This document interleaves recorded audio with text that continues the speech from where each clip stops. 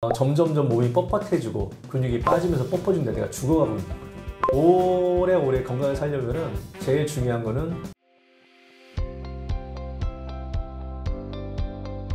자기소개 부탁드립니다. 안녕하세요. 한방재활학과 전문의 윤재필입니다. 경희대학교에서 박사과정으로 본체학을 전공했고요. 그리고 한방재활학과를 또 인턴 레전트를 했기 때문에 아무래도 이제 척추관절 쪽으로 전문가입니다. 비수술 치료 전문가고요. 지금 현재 피란방병원, 대전에서 피란방병원을 경영하고 있습니다. 통증 질환 수술해야 할까요? 저 같은 경우에는 이제 40대, 50대 정도 되면 관절이 점점점 뻣뻣해지죠. 관절 가동력도 많이 떨어지고 특히 이제 30대에 비해서 근육량도 많이 빠지고 그러다 보니까 이 몸이 많이 틀어지면서 척추나 관절의 밸런스가 많이 깨져요. 그걸로 인해서 퇴행이 많이 가속해지고 그걸로 인해서 결국에는 관절염이나 우리가 흔히 얘기하는 디스크라든지 협착증 이런 것들이 서서히 진행이 되거든요.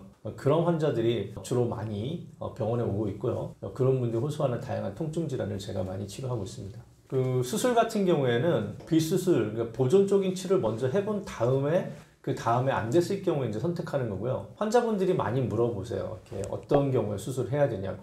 수술을 하는 적응증은요, 보통 보존적인 치료를 몇 개월 이상, 질환에 따라 다르지만 최소한 3개월 이상 한 이후에도 통증이 점점 증가하거나 일상생활이 불가하거나 삶의 퀄리티가 많이 떨어졌을 때 당장 급하게 수술하는 경우에는 근력 저하라든지 아니면 마비감 같은 어떤 장애가 왔을 때 그때 수술하는 거지 통증 때문에 수술하는 건 아니라고 봅니다. 통증을 약과 주사로 버텨도 될까요? 그러니까 이제 결국에는 이게 통증을 그냥 사람들이 우리 몸에서 보내는 어떻게 경고 신호를 받아들이지 않고 어떤 두려움의 대상으로 생각하는 건데요. 사실 통증은 좋은 거예요.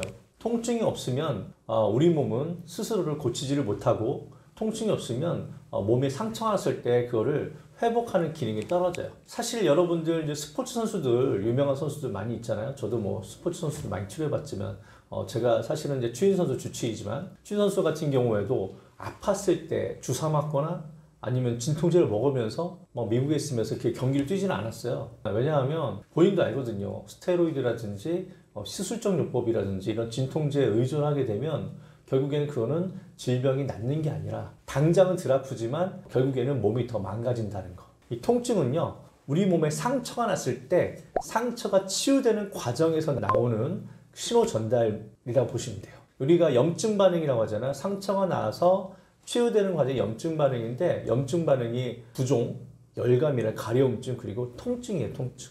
이 통증을 통해서 나 여기가 상처 났으니까 거기가 나을 때까지 조심해 하고 경고를 보내는 건데 그 경고를 무시하고 진통제를 먹는다든지 마취를 한다든지 그런 상태에서 하던 일을 계속 하면 어떻게 되겠어요? 결국은 그때뿐이죠. 다시 진통 효과가 떨어지면 다시 아프고 오히려 상처 부위가 더 벌어져서 만성 통증으로 갈 수 있는 지름길이 되는 겁니다. 가장 안타까웠던 환자 사례에 대해 말씀해 주세요. 많이 있죠. 방금도 말씀드렸지만 아프면 솔직히 쉬어야 돼요. 근데 일이 너무 많은 거야. 일이 너무 많으니까 나는 회사 일을 이렇게 안 하면 내가 아니면 안 되는데 내가 아니면 안 되는 거야. 사실은 내가 항상 환자한테 하는 얘기가 본인이 아니더라도 누군가는 다 하는 거고 다 모든 일은 순리대로 갑니다 이렇게 얘기를 많이 해드리는데 아픈데도 불구하고 내가 아니면 안 된다고 너무 책임감이 강하신 분들이 있어요. 그런 분들은 결국 어떻게 해요? 저 진통제 좀 놔주세요. 저희 병원 병원이다 보니까 한약방치를 다 동시에 다 하거든요. 진통제 놔드릴 수 있죠. 근데 놔드려도 이거는 치료가 되는 게 아니니까 쉬어야 합니다. 이렇게 말씀을 드려요. 근데 환자는 네 하고 가는데 결국엔 어떻게 해요? 가서 또 하루 종일 앉아 있는 거야. 앉아서 일하고. 일이 너무 많으니까. 결국은 어떻게 돼요? 디스크 환자였는데 허리가 아프고 다리가 저려서 처음에는 저림감만 있었는데 나중에 한 달 뒤에 왔는데 선생님 병원에 갔는데 디스크가 터져서 지금 마비감이나 근력자가 와서 수술해야 된다고 합니다.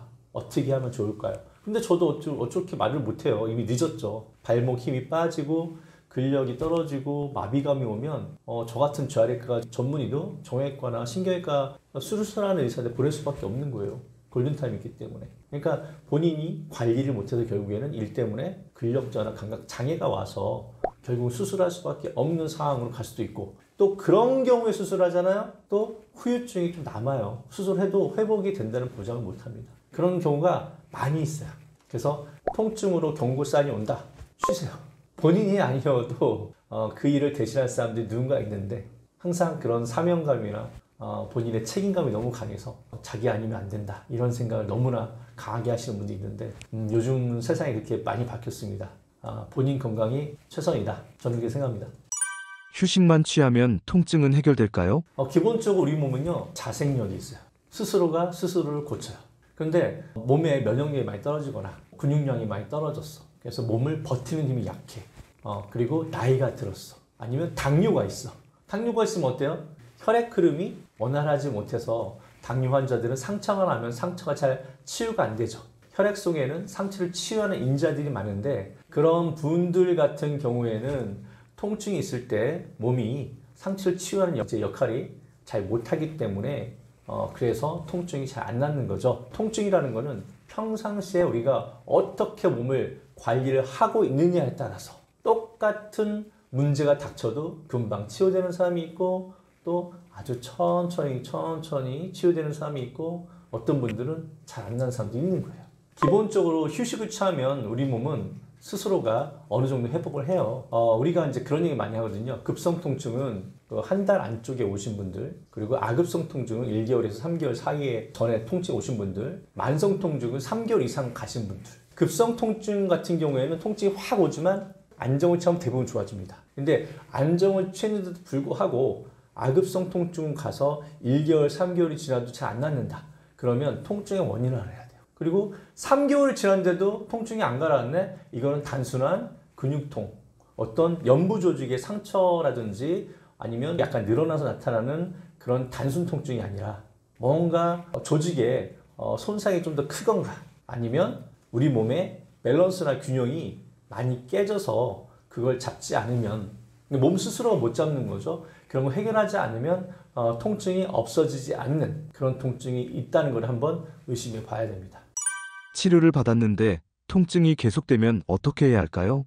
그러니까 통증의 근본적인 원인을 알아셔야 돼요. 급성질환 같은 경우에는 뭐 넘어지든지 아니면 삐끗하든지 근육 문제인데 자 삐끗했어요.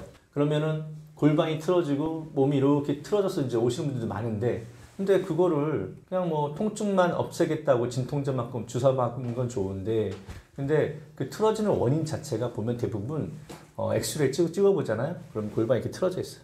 이렇게 되어 있거나 그런 상태로 앉아 있는 거야. 그러면 결국에는 점점점 또 축적되면 또 아프겠죠. 근데 정형외과나 신경외과에 가면은 이렇게 틀어지는 거에 대해서는 별로 얘기를 안 하세요. 수술하시는 분들이라서. 이런 부분은 저처럼 몸의 밸런스나 균형을 상당히 중요하게 보는 저 같은 이제 재활과 전문의들이 그런 거에 대해서는 상당히 중요하게 생각합니다. 그래서 저는 한의사니까 이제 추나요법이라고 하죠. 골격의 균형을 맞춰주고 근육의 밸런스를 잡아주는 그런 교정 치료를 제가 많이 하죠. 근본적으로는 그렇게 틀어짐으로 인해서 2차적으로 근육의 불균형이나 관절의 스트레스로 인해서 나타난 통증이기 때문에 통증은 뭐 주사나 침 치료라든지 하면은 좋아지겠지만 자 결국에는 그 통증 유발하는 불균형을 잡아주지 않으면 또 재발할 수밖에 없는 겁니다. 잘못된 자세가 우리 몸에 어떤 영향을 미칠까요? 우리 몸은요 아주 모든 관절이나 뼈나 근육들이 자기 역할이 다 있는데 기본적으로 우리 몸은 근육이나 뼈나 이런 관절들이 다 우리 몸의 그 체중이라든지 무게를 잘 지탱해주는 그런 구조물이에요. 자, 이게 골반이나 척추가 있죠. 그러니까 우리 배로 얘기한다, 배. 돛담배. 어떻게 되어 있어요? 배가 있고 돛이 있죠. 이 돛이 우리 몸의 척추라고 보시면 그 돛을 탄탄하게 반듯하게 유지시켜주는 게 뭐예요? 밧줄이죠, 밧줄. 그죠? 밧줄이 바로 우리 몸의 돛을 양쪽에서 탄탄하게 잡아줘야 되는데 그게 바로 근육이에요. 근데 어떤 근육이 하나가 밧줄이 약해지거나 아니면 너무 강하게 매면 돛이 어떻게 돼요? 기울어지죠?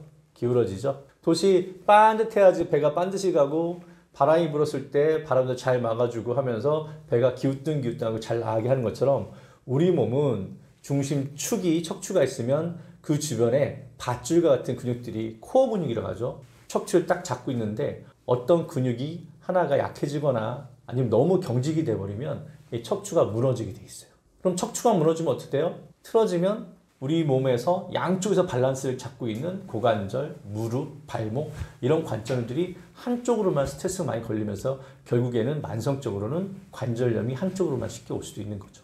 그리고 척추가 틀어지면 결국에는 한쪽으로 디스크가 밀려서 신경을 누르는 추간판 탈출증 이런 것들이 오게 되고요. 그런 것들이 오래 진행이 되면 우리가 흔히 얘기하는 나이가 들어서 퇴행이 빨라지는 협착증이라는 증상이 오게 됩니다. 자신의 체형과 자세 습관을 아는 것이 왜 중요할까요? 이게 정말 환자분들한테 제가 그런 얘기 많이 해요. 많이 아픈 사람들은 통증 일기를 써라. 어디가 어떻게 아팠고 뭐 이런 입원 환자들한테는 한번 자기의 통증 어떻게 나는지 잘 기록하고 저한테 알려달라고 하는데요. 마찬가지로 일상생활 중에 본인이 뭐가 문제인지를 모르고 사는 사람이 대부분입니다. 병원에 가서 엑스레이를 찍어도 1.5입니다. 골반이 틀어졌는데 이런 얘기 해도 뭐 똑바른 사람이 어딨어 이렇게 생각하고 무시하는데 이렇게 틀어진 걸 끝나는 게 아니라 더 틀어져요. 우리 몸은 점점점 안 좋은 쪽으로 보상을 합니다. 우리 몸은 이렇게 틀어지면 또 반대로 이렇게 휘어지고 이게 측만증이 다 그런 거거든요. 이게 점점점 안 좋은 쪽으로 자꾸 보상을 하는 게 우리 몸인데 근데 처음부터 우리 몸을 잘 관찰해 줘야 돼요. 내가 안 좋은 습관이 무엇인가. 예를 들어서 제가 항상 하는 얘기가 오래 앉아있지 말라 그런 얘기 많이 하거든요. 앉아있는 게 허리에 3배 이상의 압력을 더 초래하니까 앉아있으면. 내가 지금 앉아서 얘기하는데 사실 저는 진료실 가면 저는 서서 진료합니다. 저 벌써 10년 가까이 서서 진료하고 있어요. 스탠딩 진료하고 있는데 제가 앉아있으면서 환자한테 오래 앉아서 일하면요 목도 일자목되고 척추에도 많이 안 좋아요 이런 얘기를 어떻게 해요. 그래서 제가 일부러 서서 진료를 해요. 그래서 그 얘기를 하면 환자분들이 원장님이 그래서 서서 진료를 하시는구나 이렇게 알거든요. 결국에는 뭐예요? 이런 내가 앉아있는 시간 한 번 앉아있을 때 1시간 이상 앉아있지 말라고 하거든요. 그 시간 체크를 안 하세요. 일하다 보면 1시간, 2시간, 3시간 그냥 가요. 이런 습관들을 기록을 해보셔야죠. 내가 오늘 몇 시간 동안 계속 앉아서 일을 했구나. 그리고 운동 되게 중요하잖아요. 운동 해라 해도 안 하세요. 나이가 점점 들면 근육량 빠지니까 운동을 안 하시면 관절에도 안 좋습니다. 이런 얘기도 운동 안 하세요. 그래서 환자분들한테 운동하셨어요? 그러면 했대. 얼마 했어요? 구체적으로 물어보면은 거의 안 했어요. 뭐 10분, 20분 그리고 많이 해봤자 한 30분 걸었대요. 근데 저는 얘기하는 게 유산소 운동 중요하지만 근력 운동 하려고 하거든요. 근데 근력 운동이 힘드니까 안 하지. 그러니까 자기가 얼마나 일주일에 부분 몸을 나눠서 얼마나 근육 운동도 같이 해줬는지 그런 것들. 그리고 음식 같은 거, 술 이런 것들. 술자리 많잖아요. 술도 너무 많이 자주 드시면 근육이 경직되고 염증이 더 심해져요. 우리 몸에서. 그래서 술도 많이 줄여야 되는데 뭐 물어보면은 뭐 어쩔 수 없이 마셔야 되고 뭐 다 그런 식이에요. 관절이 안 좋은 운동 많잖아요. 테니스, 골프, 편측 운동 다 안 좋은 거예요, 우리 몸에. 그런데 불구하고 재밌으니까 하잖아요. 양측성 운동은 재미가 없죠. 그래서 안 하고. 그래서 항상 제가 피트니스도 같이 하세요. 편측 운동 하지 말고 이렇게 해도 맨날 골프 치러 가고 테니스 치러 가고 하시는데 그런 것들로 자기 생활 습관을 계속 기록하셔야 돼. 그래서 내가 뭘 잘못하고 있는가를 알고 반성하고 이거를 개선해 나가지 않으면 우리 몸은 전혀 좋아질 기미가 절대 보이지 않을 거예요. 이런 것들이 상당히 중요한데 사람이 항상 하던 거에 익숙해져 가지고 바꾸려고 생각을 하지 않습니다. 운동도요 최소한 6개월 이상은 해줘야지만 몸이 운동을 안 하면 해야 되는데 불안해서 하는 그런 좋은 습관이 길러지는 거지. 그냥 좀 한 달 하고 나서 힘들어서 문제 못하겠네. 그럼 다시 원래대로 가는 거예요. 항상 사람은 익숙한 대로 가는 거거든요. 그것을 벗어나서 좋은 습관으로 가려면 자기의 평상시의 습관이나 자세나 이런 것들 그런 것들을 일일이 다 기록해서 자기가 스스로가 자기의 매니저가 돼야 되는 거예요. 통증이 없으면 자세가 바른 걸까요? 통증이 없다? 본인이 통증이 없다고 해서 본인은 건강하다 생각하시면 안 돼요. 한의학에서는 미병이라는데 미병이 뭐라고 하냐면 아직 병이 나타나지 않았을 때의 단계를 미병이라고 하는데 그때는 사람들은 잘 몰라요. 병리적인 기준이 오기 전 단계이기 때문에. 그런 분들 같은 경우는 평상시에 엑스레이만 딱 찍어봐도요. 골반 틀어져 있고 다리 한쪽이 짧고 턱관절도 한쪽 틀어져 있고 일자목이고 측만증 있고 이런 분들 많거든요. 어떻게 보면 내부 장기가 기능이 많이 좀 떨어지고 있는 상태도 밑병이 될 수 있겠죠. 증상은 아직 안 나타났으니까. 하지만 이 척추 관절도 이렇게 몸이 밸런스가 깨져 있는 상태는요. 본인은 몰라요. 항상 그런 식으로 했기 때문에. 근데 가끔씩 여러분들 보세요. 뭐 PT를 받는다든지 이런 데 가시면 어때요? 선생님이 딱 보더니 이렇게 틀었는데 그러면 그때 알아. 나는 괜찮는데 왜 내가 뭐가 틀었다는 거지? 그래서 여러 가지 기계를 통해서 막 분석을 해주잖아요. 그래서 그때 알죠. 근데 사실 그렇게 안 해도 그냥 거울에 딱 가서 거울에 딱 서서 차렷 타고 본인의 어깨 높이만 보세요. 어느 쪽으로 이렇게 틀어져 있는지. 거울에 가서 맨날 거울 보잖아요. 뭐 여자분, 남자분. 그러면 코 라인을 딱 중심으로 해서 이 턱 관절이 어느 쪽으로 틀어져 있는지도 한번 보세요. 이쪽이 커 보이고 작아 보이고. 누구나 한쪽 틀어져 있거든요. 그리고 입을 크게 벌렸다가 천천히 닫아보세요. 그러면 딸칵. 이분도 목이나 이런 데가 안 좋아서 생기는 보상 자국에서 균형이 깨지고 있는 상태예요. 근데 본인은 모르죠. 일상에서 그냥 뭐 의식을 안 하고 살았기 때문에 밑병, 병으로 진행이 안 됐지만 우리 몸에 불균형이 있는 상태, 그런 상태를 미리미리 본인의 스스로 몸에 대해 관심이 많으면 거울이라든지 그런 걸 보면서 볼 수 있고요. 그리고 병원에 가셔서 그냥 엑스레이 찍으면 나와요. 그러면 아, 내가 이렇게 안 좋구나. 특히 성장기 애들 같은 경우는 어머니가 초등학교 때 병원에 많이 데려오세요. 미리 엑스레이 찍어서 측만이 진행되고 있는지 확인을 하세요. 그래서 측만 각도가 심해지기 전에 미리 오셔가지고 관리를 받는다고요. 추나 치료라든지 운동이라든지 이런 것들을 병원에서 관리를 하신다고. 그래서 그렇게 밑병 상태, 병으로 아직 가지 않은 상태에서 병원에서 예방을 하고 자기 몸에 대해서 스스로가 잘 관찰하면은 충분히 다 본인의 문제점을 통증이 없더라도 발견해낼 수가 있습니다. 나이 들수록 근력이 왜 중요해질까요? 많이 중요하죠.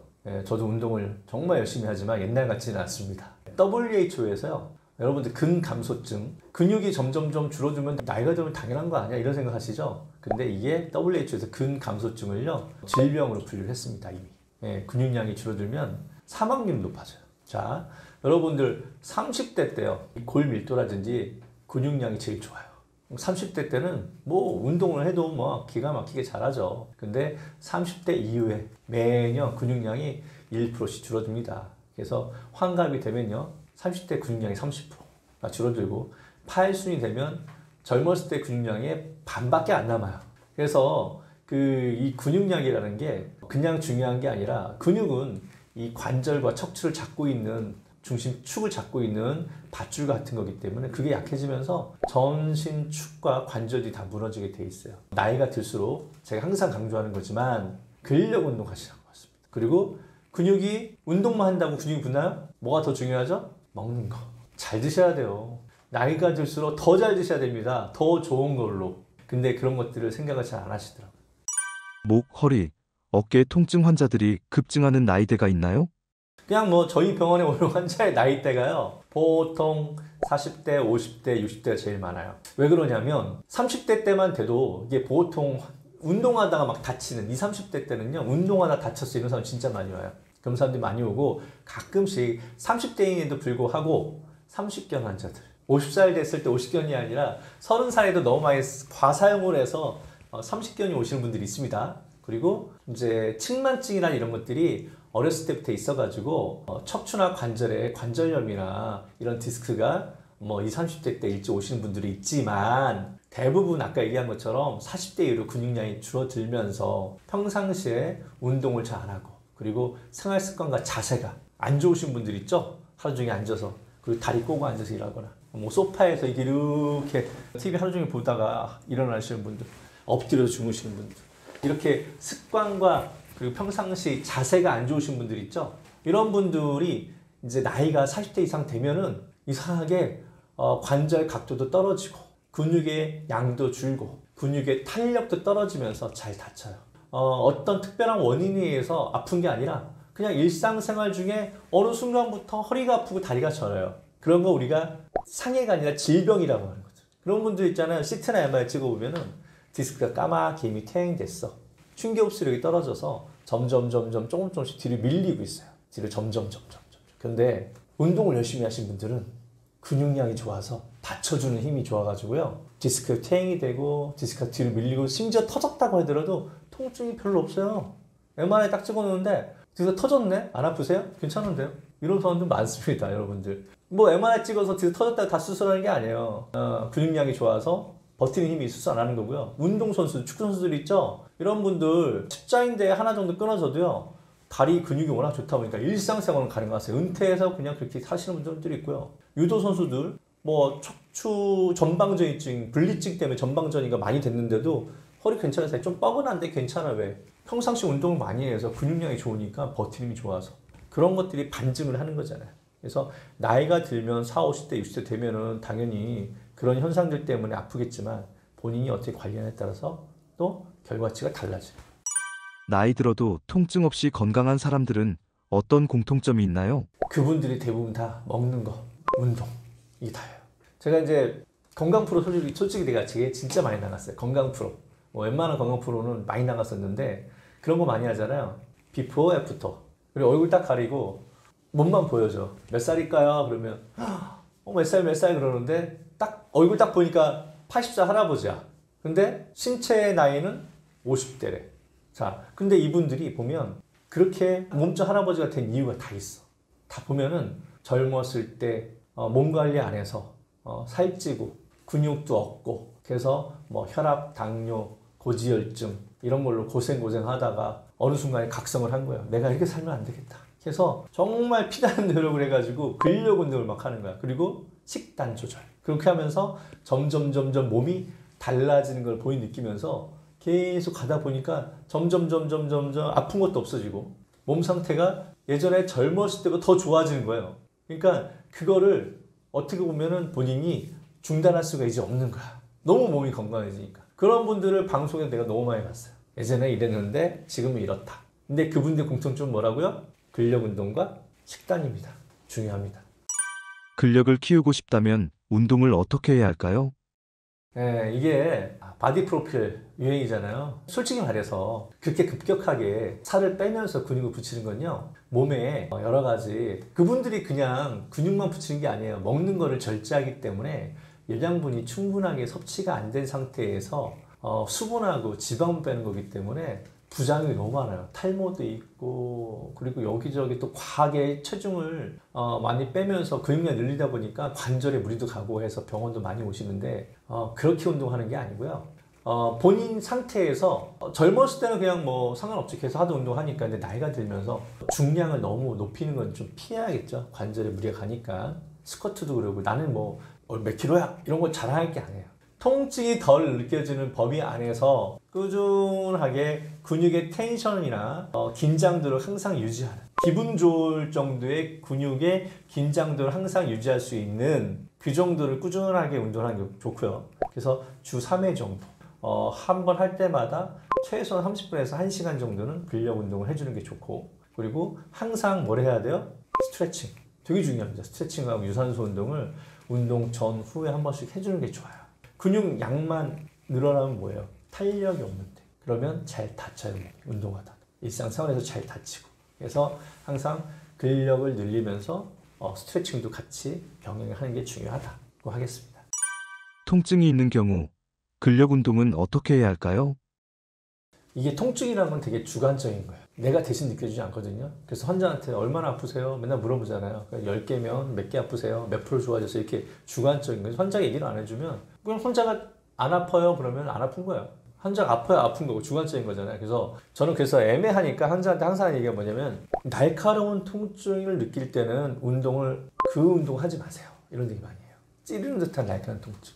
뻐근한 통증 이런 거는 해도 됩니다. 이게 주관적인 거라 상당히 좀 애매하죠. 네, 하지만 하여간 운동할 때 좀 날카로운 통증이 느껴진다면 그 운동을 중단하는 게 맞고요. 그리고 그 운동이 본인의 체형이나 지금 현재 통증을 없애는데 좋은 운동이 아닐 수도 있는 거예요. 그리고 뻐근한 통증 운동을 하셔도 되고 그런 것도 불안하다. 그러면 등척성 운동 하시면 돼요. 등척성 운동 뭔지 아시죠 여러분들? 이게 관절을 이렇게 움직이지 않는 상태에서 힘을 줬다 풀었다 줬다 풀었다 이것도 운동이에요. 무릎을 이렇게 해서 관절을 이렇게 움직이지 않은 상태 아니면 무릎에 힘을 줬다 풀었다 줬다 풀었다 이걸 등척성 운동. 정말 이거저거 다 몸이 힘들다 그러면 이것부터라도 시작하셔야 되는 거예요. 스트레칭과 등척성 운동부터. 저할 환자들도 마찬가지지만 아프다고 운동을 안 하면 안 돼요. 아파도 통증은 몸이 치료가 되는 과정에서 나타나는 현상이고 경고음입니다. 너무 극심한 통증을 유발하는 운동을 하면 안 되겠지만 그래도 근육량이 줄어들면 안 되기 때문에 기본적인 등척성 운동이라도 시작을 하셔야 돼요. 근력을 키우기 위한 음식을 추천해 주세요. 아무래도 뭐 근육 만들려면 닭가슴살 이런 게 많이 하잖아요. 근육을만 만들려면 단백질 식품을 먹는 게 맞고요. 근육만 만든다고 해서 몸이 건강해지는 건 아니잖아요. 그냥 영양분이 골고루 다 있어야 되는데 뼈도 건강해야 되고. 항상 뭐 하는 얘기지만 골고루 몸에 좋은 거 많이 먹어라. 뭐 우유 같은 것도 칼슘이 많이 들으니까 많이 먹는 게 좋고요. 단백질, 기능 식품만 먹는 게 아니라 그리고 뭐 과일 같은 경우에 항산화 물질이 풍부한 뭐 그런 것도 많잖아요. 오렌지도 있고 귤도 있고 이런 것도 좋고요. 오메가3 참 좋은 거예요. 그래서 등푸른 생선, 연어라든지 고등어, 오메가3 이런 것도 좋고요. 그리고 비타민 K, 뼈를 튼튼하게 하죠. 브로콜리 잘 안 먹죠. 브로콜리라든지 시금치 많이 안 좋아하겠지만 이런 것들 골고루 이런 것들을 섭취하는 것이 근육만 있다 건강한 게 아니니까 이 뼈 건강이라든지 관절 건강 위해서 같이 드시는 게 좋습니다. 노화에도 좋고요. 그런 것들이. 통증이 어느 정도일 때 병원에 가야 할까요? 이게 참 재밌는 게 여자분들이 병원에 많이 오십니다. 왜냐면 남자분들은 잘 참아요. 여자분들은 조금만 아파도 이제 병원에 많이 오시는데 아까도 얘기했지만 통증은 주관적인 거죠. 어느 정도 통증에서 이런 것보다는 저는 미병인 상태, 병이 본인이 있지 않더라도 조금 몸이 뻐근하고 느낌이 안 좋네 이런 분들은 병원 와서 기본적으로 그냥 엑스레이 검사도 해보고 불편한 느낌이 있으면 그거를 조금 비용 많이 안 들어요. 다 건강보험 되니까. 요즘 뭐 추나도 건강보험 되고 침치료 다 건강보험 되잖아요. 또 시술도 다 커버가 되고 그러니까 나라에서 건강보험 되는 그런 범위 내에서는 그냥 편하게 병원 가셔서 관리받는 게 좋습니다. 왜냐하면 환자분들이 통증이 좀 약간 느낌이 안 좋을 때 안 오시잖아요. 근데 갑자기 며칠 있다 통증이 확 올라가는 경우도 많아요. 그러면 일이 좀 커져. 그런데 한번 아파본 사람들은요, 내가 이렇게 얘기 안 해도 한 번 아파본 사람들은 본인이 그 느낌을 알아. 그래서 별로 특별하게 아프지도 않은데도 불구하고 오세요. 느낌이 좀 불편하니까. 예전에 그 트라우마가 있어가지고. 어떻게 보면 그게 더 현명한 거죠. 네, 그래서 항상 몸에 약간의 이상 징후가 온다. 병원 간다고 해서 뭐 어마어마하게 치료를 받는 게 아니니까 상담이라도 한번 받아보는 게 저는 좋다고 생각합니다. 통증 완화 주사 꼭 맞아야 할까요? 저희 병원에서도 한방병원이지만 주사 치료를 합니다. 하지만 일단 스테로이드는 쓰지 않아요. 스테로이드제는요 진통 효과가 상당히 강하고 염증을 빨리 없애주는 효과는 있지만 문제가 뭐냐면 주변 조직을 녹여요. 괴사를 시킬 수 있어요. 그래서 맞을 때는 덜 아파도 이거를 여러 번 맞다 보면은 조직이 다 녹아서 그 조직이 상당히 약해져요. 그리고 그걸로 인한 부작용이 수십 가지 있습니다. 그래서 스테로이드는 절대 안 맞는 게 좋고요. 그런 비스테로이드성 그런 진통제들이 있는데 그런 것들은 정말 뭐 야간 통증, 밤에 통증 너무 심해 잠을 못 자요. 그리고 움직일 수도 없어요. 뭐 이런 분들 있잖아요. 이런 분들은 삶의 퀄리티가 너무 떨어지니까 저희 병원은 입원 환자들은 그 정도면 입원하잖아요. 보통 저희들이 주사주를 놓습니다. 단 침상 휴식하는 상태에서 그리고 주사를 놓아주고 무리하지 마세요 이런 얘기 항상 하죠. 자기 전에도 많이 놓기도 하고요. 잠잘 때는 본인들이 무리하지 않으니까 기본적으로 이제 그렇게 주사를 많이 하고요. 그리고 양방 쪽에서 보면 이제 여러분들 이제 연골 주사 이런 것도 많이 하죠. 무릎 관절염에 그거 많이 물어보거든요. 연골 주사 맞아도 되나요? 그거는 뭐 사실은 계란 흰자에서 추출한 물질로 윤활액 관절 윤활을 시켜주는 그런 거기 때문에 치료가 되는 게 아니라 관절 윤활하게 해주고 보호해주는 역할 그 정도로 생각하는 주사라고 생각하시면 됩니다. 수술이 필요한 통증인지 알 수 있을까요? 구분한 방법 간단한 거는요. 근력을 보는 거예요. 예를 들어서 자, 목 디스크가 있어요. 목 디스크. 근데 팔이 저려. 선생님 팔이 너무 저려요. 그럼 수술해야 될까요? MRI 찍었더니 디스크 터졌네. 그럼 수술해야지. 아니에요. 팔이 저리다는 걸 말 그대로 신경에 상처 나서 신호가 이렇게 팔 쪽으로 나타나는 거니까 수술하는 게 아니라 운동신경과 감각신경이 있거든요. 운동신경이 손상이 돼서 근육이 위축이 되고 근육이 빠져요. 아무것도 안 했는데. 그리고 이게 쥐는 힘이 떨어져. 물컵을 놓친다든지 이게 못 쥐겠어. 그러면 장애가 올 수도 있기 때문에 수술을 해야죠. 이런 현상이 일주일 이상 지속되면 수술을 저도 권하기도 합니다. 고려해 보시라고. 물론 뭐 회복되는 경우도 있어요. 신경의 상처가 잘 아물면. 그리고 허리도 마찬가지. 허리에서 디스크가 터졌어. 신경을 눌러. 처음엔 다리가 저리죠. 그럼 다리가 저려서 못 앉겠어요. 밤에 너무 아파요. 못 걸어요. 못 걸으면 수술해야 되나? 그렇지 않아요.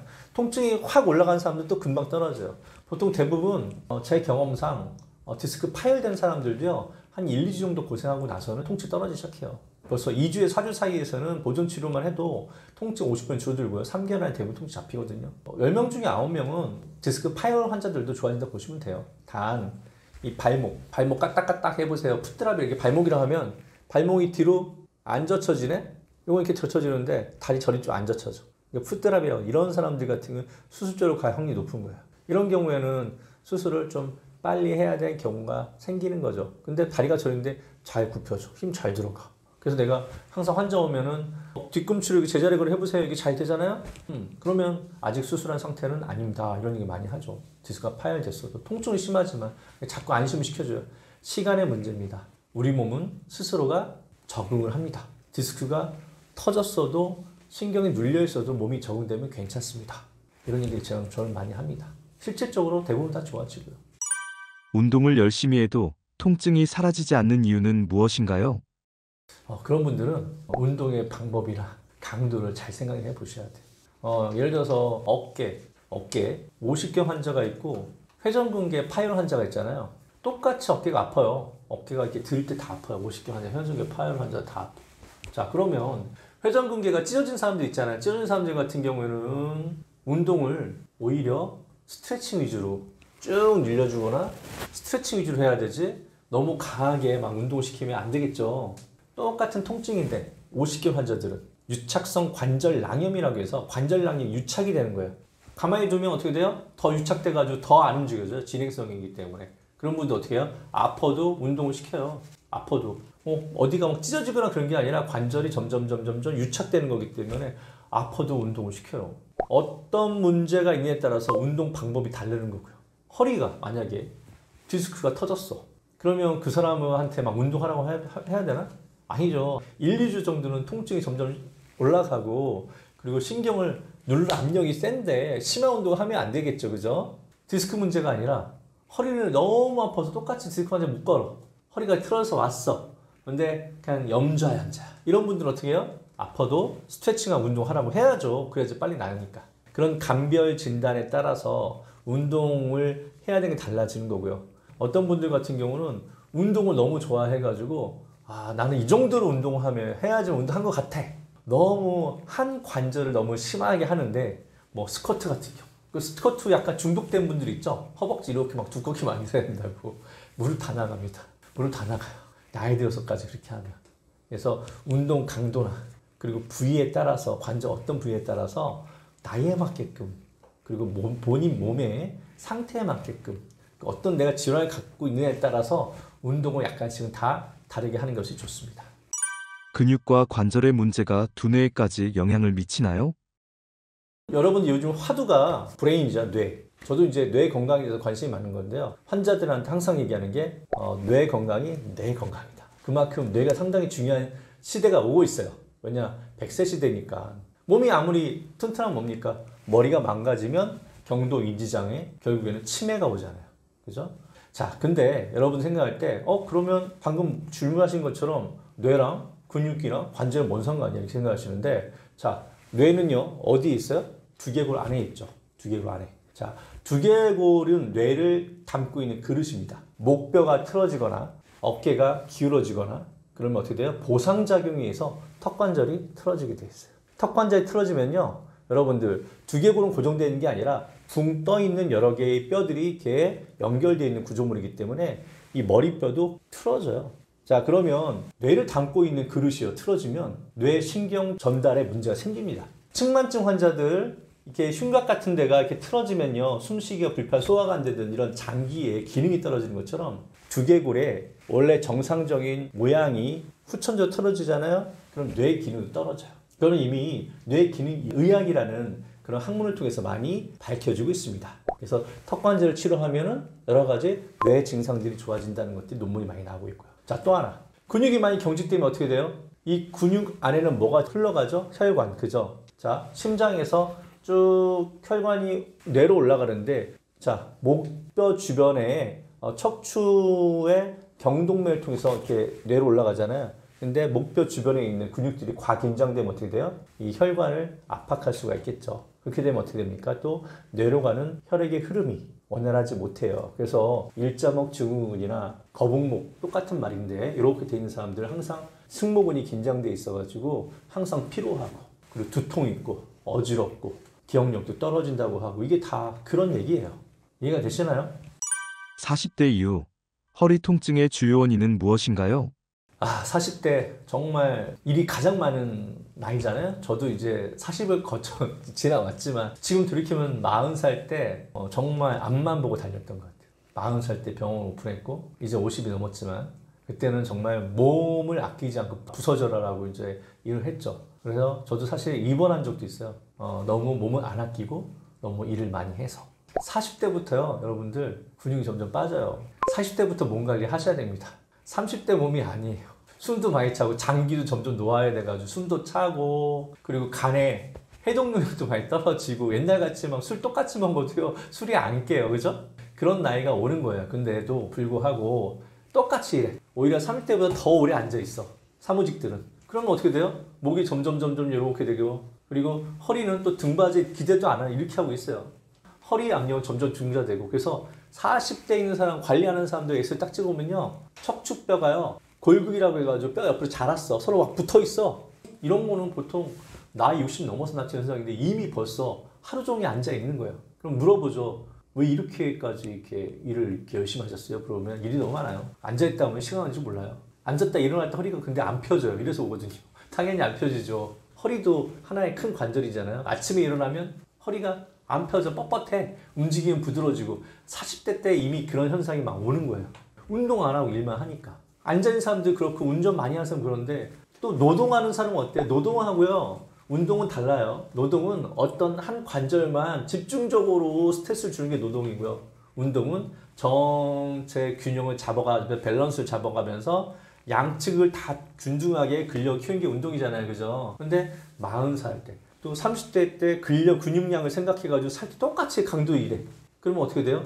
뭐 디스크 다 닳고 무릎 관절 다 닳고 말이 40대지 정말 60, 70대 그런 노인분들의 척추 관절 정도로까지 퇴행이 빨라져요. 그렇게 과도기적 나이가 40대부터 되기 때문에 여러분들은 정말 40살이 넘어가면은 정말 우리 몸을 내 몸을 다시 한번 정말 내가 내 몸의 매니저가 돼가지고 하나씩 관찰해 가면서 관리를 하려고 하는 생각을 하셔야 됩니다. 허리 통증이 있다면 어떻게 해야 할까요? 전 국민의 90% 이상이 허리 통증 한 번에 다 느끼죠. 허리는 그만큼 우리 몸에서 중요한 기둥이니까. 자, 허리 통증 느껴진다. 뭐 느껴지는 느낌이 다 다르죠. 어떤 분은 뻐근하다, 어떤 분은 날카로운 통증, 뭐 아니면 엉치가 아파요. 아니면 등까지 막 쭉 결려요. 다양한 증상들 있잖아요. 근데 대부분의 허리 통증의 원인은 여러분 디스크가 아니에요. 디스크로 진단돼서 나타나는 허리 통증은 많지가 않습니다. 대부분의 허리 통증의 원인은요. 일단은 그냥 과도한 근육 긴장이나 아니면 허리에도 뒤에 보면은 후관절이라는 후관절, 관절이 있거든요. 관절염이나 아니면 몸의 밸런스가 깨져서 인대가 늘어났거나 살짝 그런 쪽으로 나타나는 증상들이 많아요. 근데 이제 신경에 문제가 된다. 디스크, 협착같이 신경에 문제가 생긴다. 그러면 어떤 현상이 나타나 허리 통증뿐이 아니라 다리까지 같이 저리죠.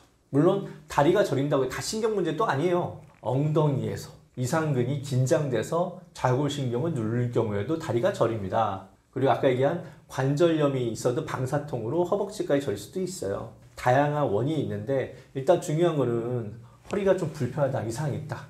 그게 하루 이틀 그냥 뭐 스트레칭해서 찜질이라든지 뭐 간단한 집에서 본인이 할 수 있는 어떤 걸로 인해서 해결했나 모르겠지만 이게 최소한 일주일 이상 간다. 그럴 때는 좀 빨리 병원에 가서 체크를 받는 게 좋습니다.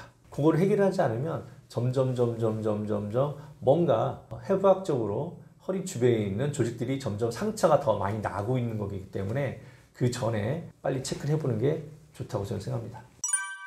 허리에 좋은 최고의 운동법을 알려주세요. 첫 번째 책은 스트레칭 위주로 많이 이제 책이고 이번 책은 이제 근력이나 스트레칭 같이 이렇게 하는 책이고 자세 이런 거에 대해서 하는 건데 이번 책에서는 제가 강조한 게 사냥개 운동? 사냥개 운동 그러니까 뭐 좀 개처럼 운동하는 건가 이렇게 생각할 수도 있는데 그게 아니라 여러분들 네발 동물들이 어떻게 움직여요? 팔과 이 다리를 같이 교차된 같이 움직이죠. 네발 동물들이. 그런 것처럼 엎드린 자세에서 한쪽 손을 딱 들고 이 다리하고 반대쪽 다리하고 다리를 쭉 뻗어가지고 이렇게 자세를 유지하는 사냥개 운동. 이게 바로 코어 근육을 강화하는 운동입니다. 저는 그 운동을 상당히 추천합니다. 어렵지 않고 그리고 쉽게 집에서도 따라할 수 있는 운동이기 때문에. 보통 이제 사냥개 운동 같은 경우에는 한 번 할 때 본인이 이게 바로 아까 얘기한 등척성 운동이잖아요. 사람마다 버틸 수 있는 시간이 달라요. 그래서 젊은 사람들 같은 경우는 본인이 많이 버틸 수 있는 만큼 하시는 게 좋고, 나이가 좀 있으신 분들은 조금만 해도 되게 힘들거든요. 20초 전, 30초 전 했다가 점점점 양을 늘려가고, 시간 되면 아침에도 하고, 그리고 퇴근해서 집에 와서 또 하고, 그렇게 자주 할수록 좋은 운동입니다. 5, 60대 무릎 통증의 주된 원인은 무엇인가요? 50대, 60대 되면 근육량은 더 빠지겠죠. 아무래도. 여러분들 하체 운동 있잖아요. 상체 운동보다 하체 운동이 더 힘들어요. 나이 들면. 자, 허벅지 종아리, 제2의 심장이라고 하죠. 숨찹니다. 그리고 막 너무 힘들고 하기 싫어.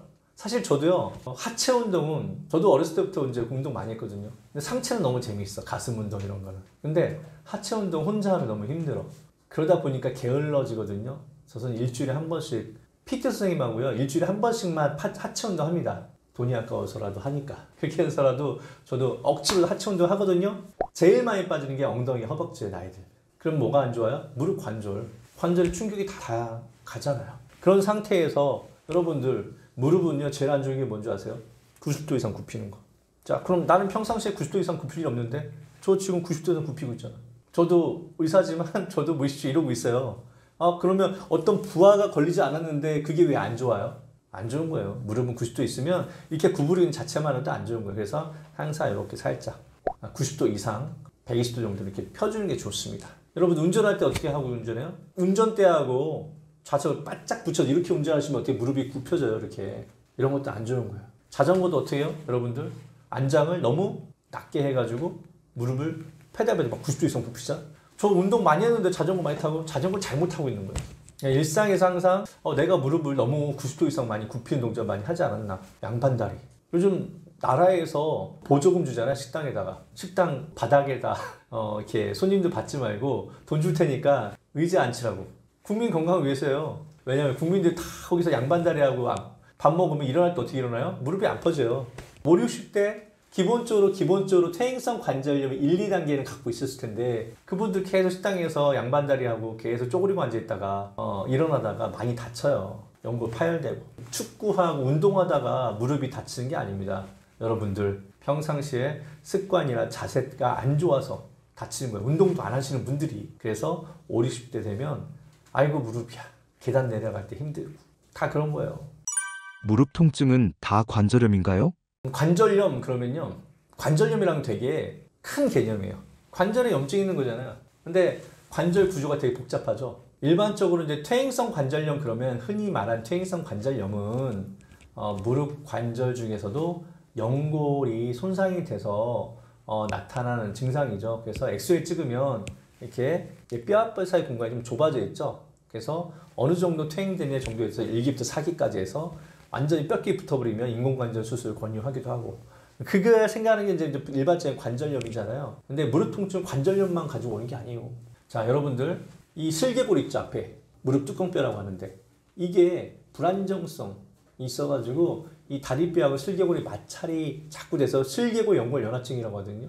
그것도 되게 흔해요. 거기 얇은 막이 좀 갈라져서 나타나는 거. 그리고 무릎 주변에 있는 근육들이 많잖아요. 대퇴사두근, 그죠?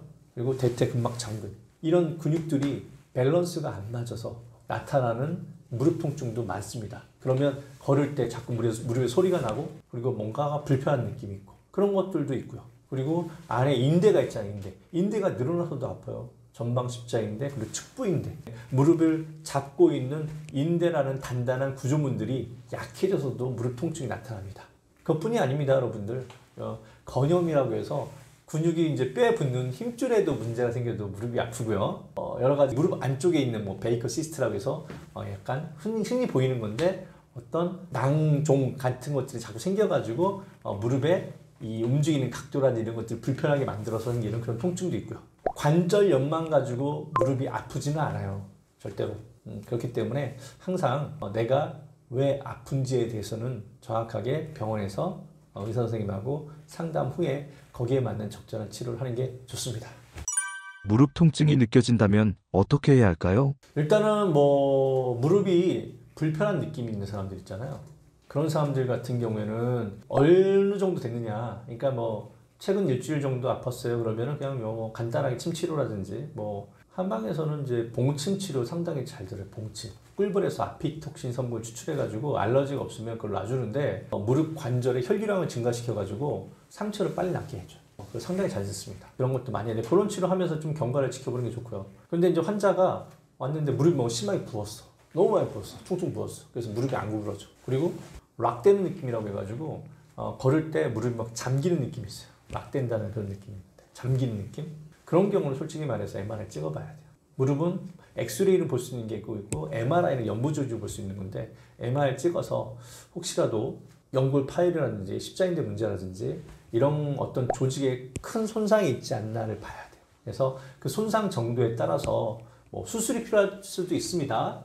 어떤 외상에 의한 것들 같은 경우에는, 외상이 없더라도 일상생활 중에 반복된 동작에 의해서 여러분들 실타래도 어때요? 쫑쫑쫑 찌르다가 나중에 톡 끊어지잖아요. 그런 것처럼 무릎 주변에 있는 조직들이 이제 그렇게 손상이 됐다.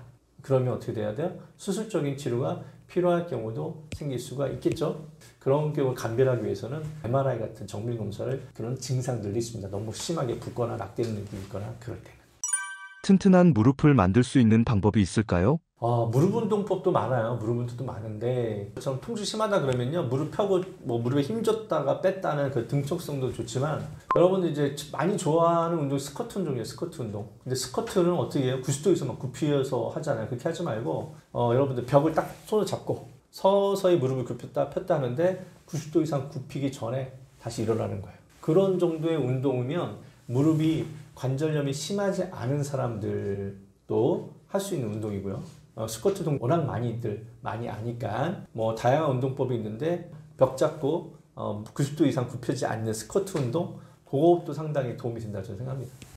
수술하지 않고 통증이 개선된 사례도 있을까요? 제가 모 방송에서도 작가분들이 다음 주 인공관절 수술을 잡혀있는 사람 데려다 놓고 이분 비포 애프터를 찍어야 되는데요. 그러면 저희 병원에서 한 달 입원해서, 그래서 그런 분들 일단 염증 제거부터 하죠. 염증이 뭐예요? 무릎이 막 붓고 안 구부러지잖아요.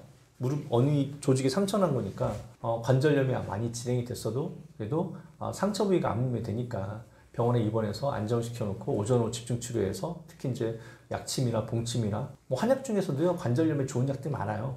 여러분들 뭐 양약 중에 조인스정 같은 경우는 다 한약으로 만든 양약이에요. 진통제 이런 거. 근데 실질적으로 한약 복합물 본인 체질에 맞게끔 잘 처방해서 복용하면 훨씬 더 좋겠죠. 그렇게 해서 무릎의 붓기나 염증을 많이 가라앉히고서 운동 능력을 만들어준 다음에 무릎 주변에서 당장 지금부터 통증 느껴지지 않는 범위 내에서 할 수 있는 운동부터 하나씩 입원하면서 시켜주고, 그러면 환자분들이 안 되는 게 되네. 그러면 본인이 심적으로 많이 편안해지고 수술 안 해도 될 수 있겠다 이런 생각이 들면서 되게 치료에 의욕적으로 변해요, 환자가. 그럼 그 다음부터 운동 능력이 점점 더 생기니까 운동량 늘려주고, 그러면서 계속 꾸준하게 염증 제거 치료해주면 결국에는 통증이 많이 없어져요. 그래서 인공관절 수술까지 생각했던 분이 수술 없이도 치료되는 케이스는 너무 많습니다. 지금도 저희 병원에도 몇 분 입원해 계시고요. 스마트폰 사용이 우리 인체에는 어떤 영향을 미치게 될까요? 스마트폰 때문에요. 제가 사실 2000년 초반에만 해도, 제가 진료한 지가 벌써 거의 한 30년 가까이 되는데 2000년 초반만 해도요 허리 디스크 환자가 더 많았어요. 2000년 이후로 점점 목 디스크 환자가 늘어나고 있어요. 기하급수적으로. 목 디스크뿐이 아니라 그냥 목이 너무 아파요. 근긴장성 두통. 목 근육이요, 여러분들 긴장되면요 머리가 아파요. 여러분들 머리 아프면 뭐 신경외과 가서 다 MRI 찍죠? 다 이상 없어요. 대부분 다 그냥 긴장성 두통인데 그냥 신경외과 가서 검사를 하는 건데, 여러분들 그냥 목을 치료하면 해결됩니다. 그 원인이 뭐냐고요? 스마트폰이에요. 하루 종일 여러분 이런 거 있잖아요. 저도 오늘 이거 촬영하러 오는데 기차 안에서 계속 이거 보고 있었네. 오늘 대본 뭐 있나 보면서 이렇게 하고 있는데, 자 여러분들 이렇게 되면 뭐가 돼요? 거북목 되는 거예요.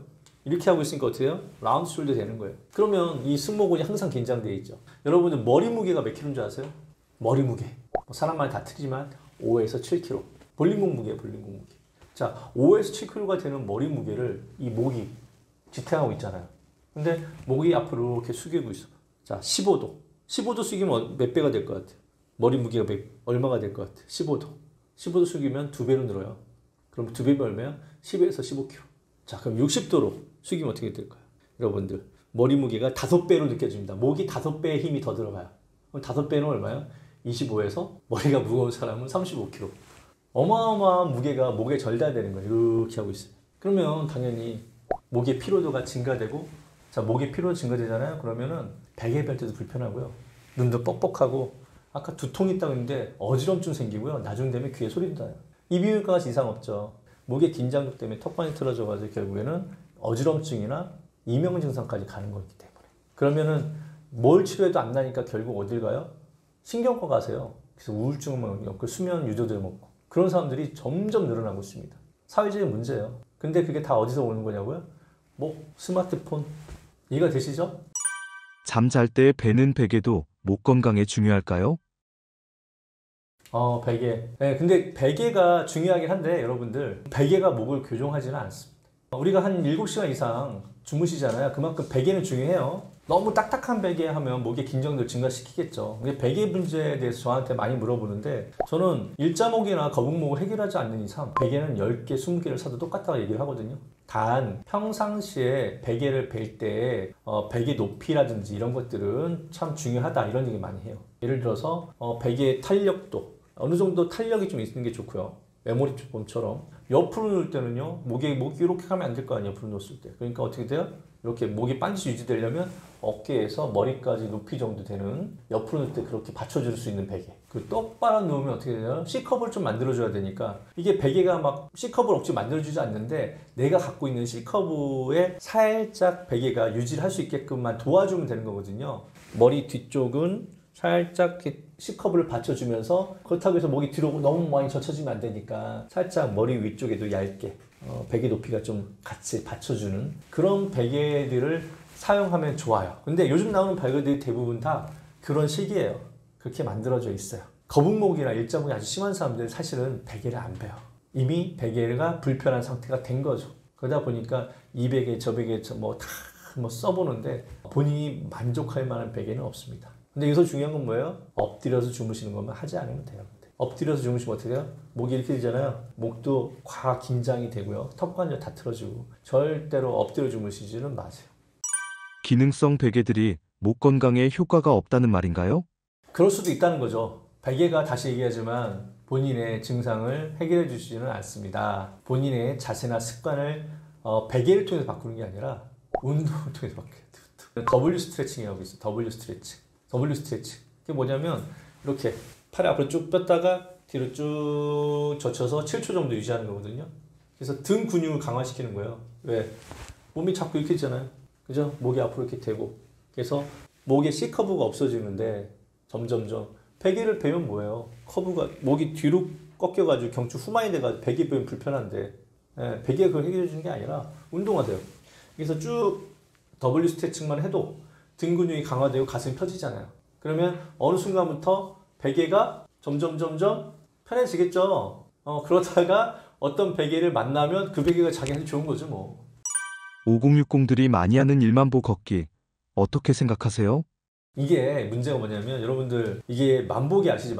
만보계 때문에 일만보라는 말이 생긴 거예요. 여러분들 만보계는요 도쿄올림픽 때 그게 몇 년도야? 한참 됐죠? 그때 운동이 막 올림픽 때문에 일본에서 이 운동이 선풍적인 인기가 막 있을 때쯤에 어떤 회사에서 만든 상업용으로 만든 게 만보계예요. 만보계는 그냥 뭐 상업용 이렇게 만보계를 만든 거지 만보를 걸어야 좋다는 근거는 없습니다. 걷는 양은요 나이에 따라서 본인의 몸 상태에 따라서 걷는 양이 정해져 있고요. 그리고 보통 나이 든 사람들은 뭐 6, 7천 못 걷어도 상관없습니다. 많이 걷는다 다 좋은 건 아니고 어떻게 걷느냐가 중요한 거죠. 어떻게 걷느냐? 슬리퍼 신고 재질 끌고 다니면서 걷는 게 운동이 되나요?